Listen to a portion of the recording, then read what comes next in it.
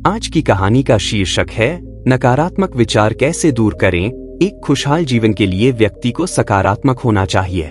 आज हम इस कहानी में जानेंगे कि कैसे बुद्ध ने अपने ज्ञान द्वारा एक भिक्षुक को सकारात्मकता का पाठ पढ़ाया। एक बार की बात है, एक बौद्ध भिक्षुक था। उसके भीतर हमेशा नकारात्मक विचार उठते रहते थे, जिसकी वजह से वह चिंता और तनाव महसूस करता था। बौद्ध धर्म के सारे नियम तो वह अपना रहा था, लेकिन उसे यह भी पता चल रहा था कि यह सिर्फ बाहर से है, क्योंकि यदि वह बौद्ध धर्म में बताए गए नियमों को भीतर से अपनाता तो उसके अंदर यह नकारात्मक विचार आते ही नहीं। अब उसके नकारात्मक विचार इतनी बढ़ गए कि वह धीरे धीरे बौद्ध धर्म के बाहरी नियमों से भी दूर होता गया। अब भिक्षुक की चिंता और ज्यादा बढ़ गई, इसलिए उसने फैसला किया कि अब गौतम बुद्ध ही उसकी समस्या का समाधान कर सकते हैं। भिक्षुक गौतम बुद्ध के पास पहुंचा और कहने लगा, मुझे आपसे अपनी एक समस्या के विषय में बात करनी है, पर मुझे बताते हुए थोड़ा संकोच हो रहा है। बुद्ध बोले, संकोच किस बात का शिष्य? उसकी तो यहाँ कोई जगह नहीं है। भिक्षुक बोला, मेरे भीतर नकारात्मक विचार बढ़ गए हैं। पहले यह विचार मन के भीतर थे, लेकिन अब यह बाहर भी दिखने लगे हैं। मैं ठीक प्रकार से बौद्ध धर्म के नियमों का पालन नहीं कर पा रहा हूँ और मुझे इसलिए संकोच हो रहा है क्योंकि मैं एक बौद्ध भिक्षुक हूँ और इसके बावजूद भी मेरे भीतर नकारात्मक विचार बढ़ रहे हैं। बुद्ध बोले, व्यक्ति तो जन्म से ही नकारात्मक होता है, लेकिन ज्ञान द्वारा धीरे धीरे वह सकारात्मक होता जाता है। भिक्षुक बोला, मैंने तो यहाँ रहकर पूरी बौद्ध शिक्षा प्राप्त की है, लेकिन उसके बावजूद भी नकारात्मक विचार जाते ही नहीं। आप मुझे बताइए कि मैं किस प्रकार इसे दूर करूं? बुद्ध बोले, मैं तुम्हें एक कहानी के माध्यम से बताता हूँ। एक बार एक व्यक्ति जंगल से जा रहा था। जंगल बड़ा सुनसान था, इसकी वजह से उसके भीतर पहले से ही डर उत्पन्न हो गया था। चलते चलते उसे एक सांप दिखा, वह घबराकर भागने लगा। वह 2 कदम ही भाग पाया कि उसका पैर एक पत्थर से टकराया और वह गिर गया। वह बुरी तरीके से घायल हो चुका था। उसके पास साहस नहीं था कि वह उठ सके। उसको लगा अब तो वह मरने ही वाला है।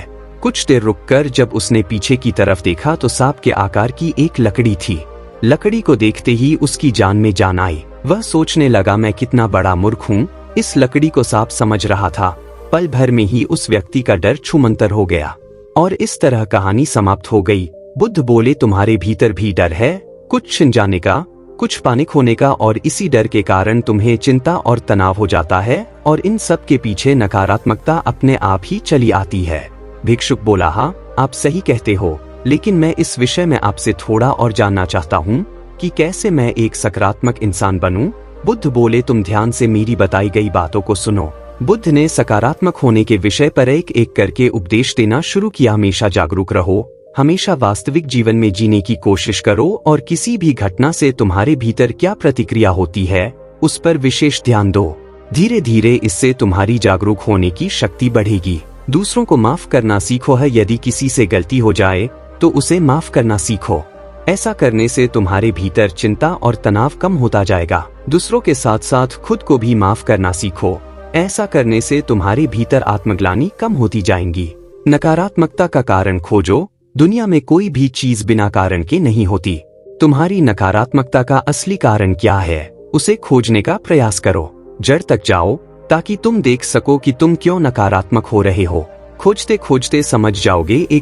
आभार व्यक्त करो। हर जीवन के प्रति हमेशा अपना आभार व्यक्त करो। देखो कि जीवन ने तुम्हें क्या क्या सकारात्मक दिया है। यह सोचो कि तुम कितने सौभाग्यशाली हो कि तुम्हें बुद्धत्व को जानने का मौका मिला है। बुद्ध की यह बात सुनकर भिक्षुक ने उनके आगे हाथ जोड़ लिए। भिक्षुक बोला, बुद्ध, आपके इस ज्ञान से मेरी नकारात्मकता दूर होती जा रही है। अब मैं जान गया हूँ कि नकारात्मकता मेरे भीतर है तो सकारात्मक भी मेरे भीतर ही होंगी। नकारात्मकता बिना किसी प्रयास के मिल जाती है, लेकिन सकारात्मक के लिए मनुष्य को हमेशा खोज करनी पड़ती है। ऐसा कहकर भिक्षुक ने बुद्ध को धन्यवाद किया। इस कहानी से हमें यह शिक्षा मिलती है कि नकारात्मक विचारों से हम हमेशा तनाव में ही रहेंगे, इसलिए हमें अपना नजरिया बदलना होगा और अपने जीवन में सकारात्मक चीजों को महत्व देना होगा।